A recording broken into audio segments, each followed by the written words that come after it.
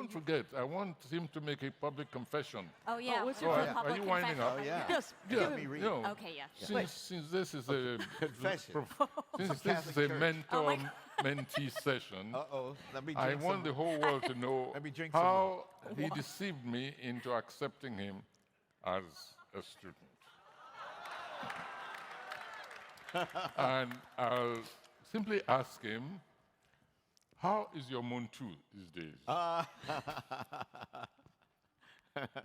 You're terrible. You're terrible.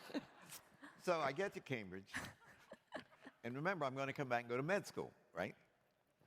But I wanted to go to Oxford, Harvard, Yale, Oxford, and Cambridge. So I got the fellowship, so I'm at Cambridge. So I was going to get just a throwaway degree. Not a throwaway degree, but... So Great, thanks. That's good. Yeah, throwaway degree, exactly. I'd always loved literature. Remember, I had a BA in history, but I took some pre-med courses, and I took tutorials in inorganic chemistry, biology, and physics while I was at Cambridge. But you didn't know that. But I did not know that. And I decided to study a new field, which is English.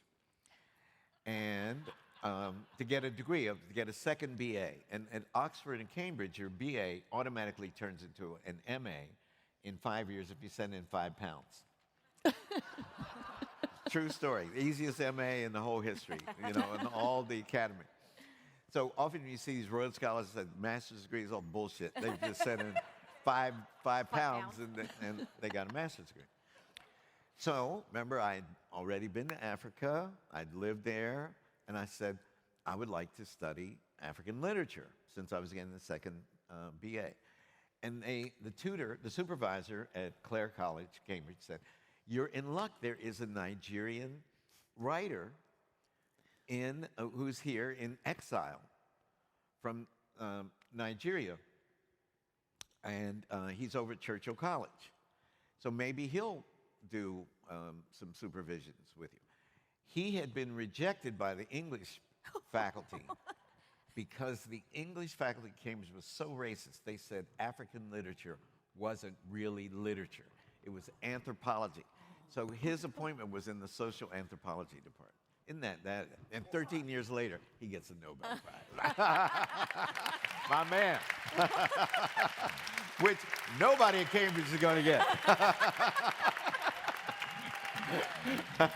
So I got to. This is the confession. So I never heard of him, and I look at his name. You think he's Polish, right? Wole Soyinka. Wole Soyinka. I didn't know what he looked like. I didn't know nothing about him. So I put that letter, remember, in the mail to Mr. Soyinka.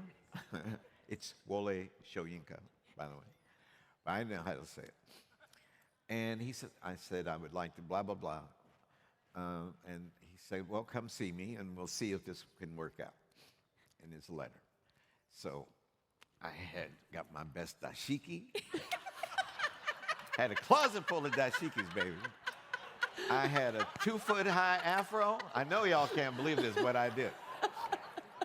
I had some light blue sunglasses. I was styling, I was profiling. And we had the one African course that everybody at Yale took, all the black kids, was Robert Farris Thompson's from Africa to the the transatlantic tradition. That's what it was called, from Black Africa to the Black Americas. And in it was an art history course, and he had 3 slide projectors, and he would show a motif from Africa, a visual motif from Afro-Latin America, and one from Black America. It was a bad course, and it really taught me a lot. But the book that we used was by Jan Hein Chan, and it was called Muntu. And it is, nobody reads it today, but it was all the rage in the late 60s and the early 70s. And he was a German guy, and he claimed to have looked at all these various African cultures and reduced them to their repeating essence, that there was a transcendent African identity and value system. And there were like 6 or 7 principles under Muntu, like Muntu, Huntu, Wuntu. I'm making that up, but they all rhyme with Muntu, right?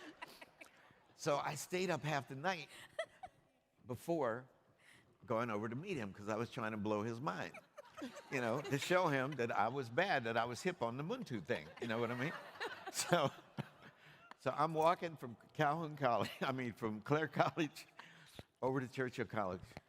And Afro's kind of blowing in the wind, and I'm going, Muntu, Huntu, Nuntu, you know. So I finally find his rooms at Churchill College, and I beat on the door. And he opened the door. Ladies and gentlemen, it was like that. He opened the door, he looked up and saw my Afro. He went, he went like that. And he said, okay, you can come in. And so I go in, and, you know, he's like King Wally, right? I mean, he's the same guy there, but it was 49 years ago. 49 years ago we met. That's what a blessing that is. And he asked me what I knew about Africa, and I told him I lived in Tanzania, and told him about hitchhiking across the equator, and I'd been to Nigeria. But I told him I didn't know much about African literature, but I would really like to learn.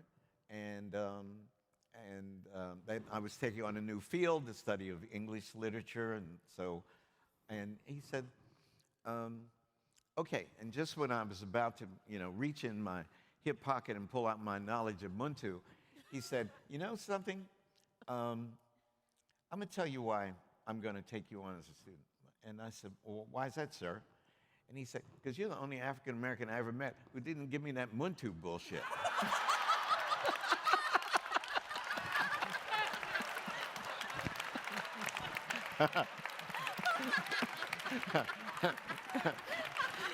So wait a minute.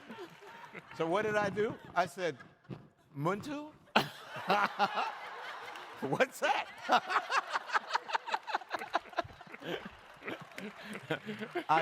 As black people say, I swear for God. That is a true story.